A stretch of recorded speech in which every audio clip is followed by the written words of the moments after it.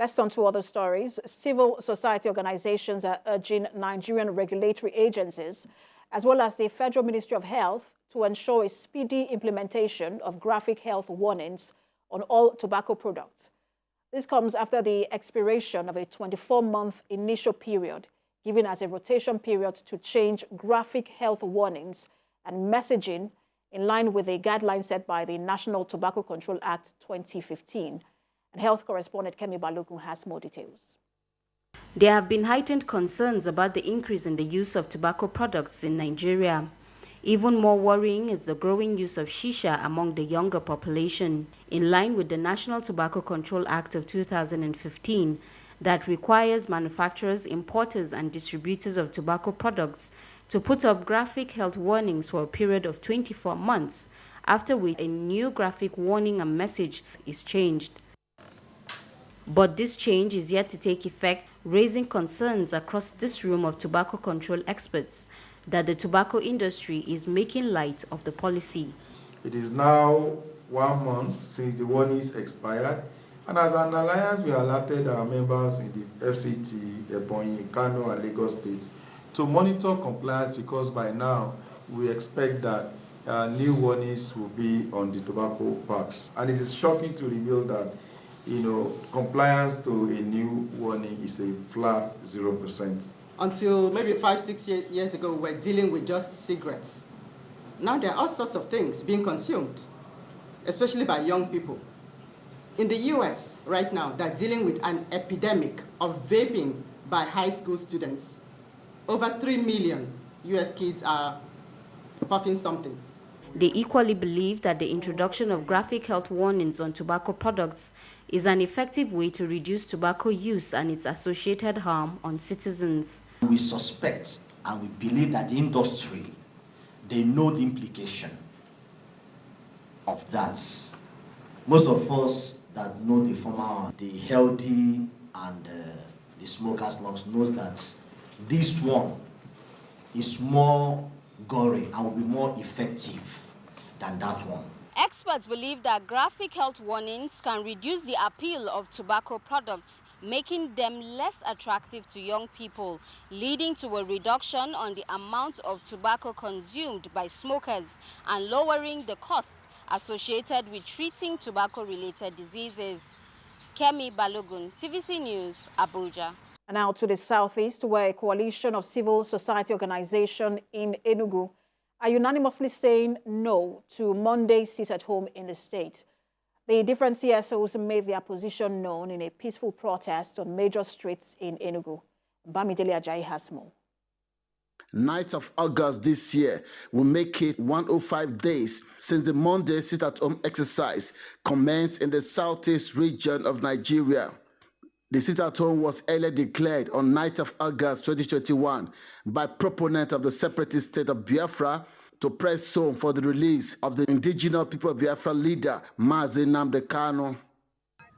And as days turn to weeks turn to months, the exercise has continued to ground social, economic, and academic activities in the region, causing the region an estimated loss of 7.6 trillion in productivity potential, investment, as well as loss of lives and property.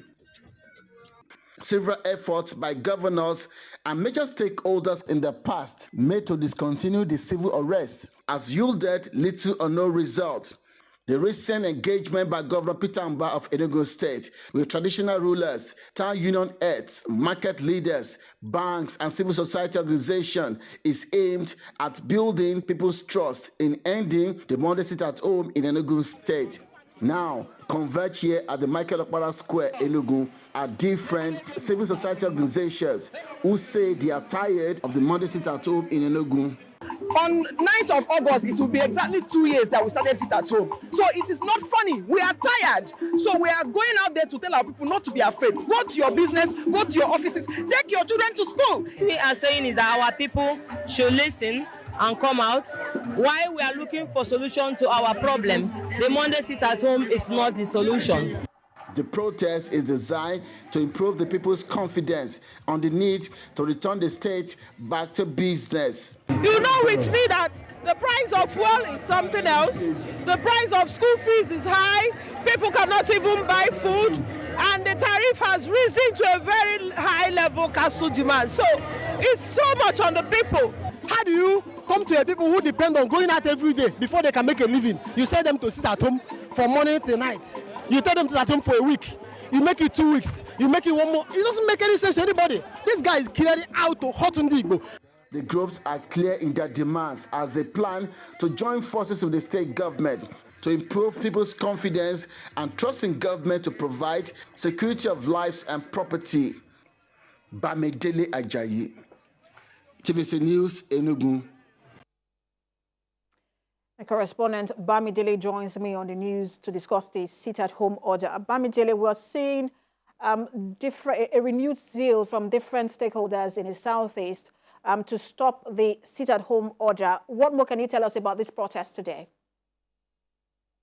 This protest is a demonstration of the fact that many people are expressing their displeasure over the continuous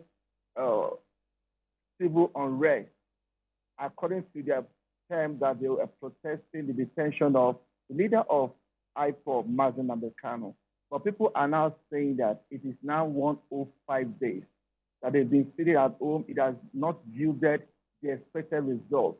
They are thinking of at least conceiving the vital needs of at least of achieving this end.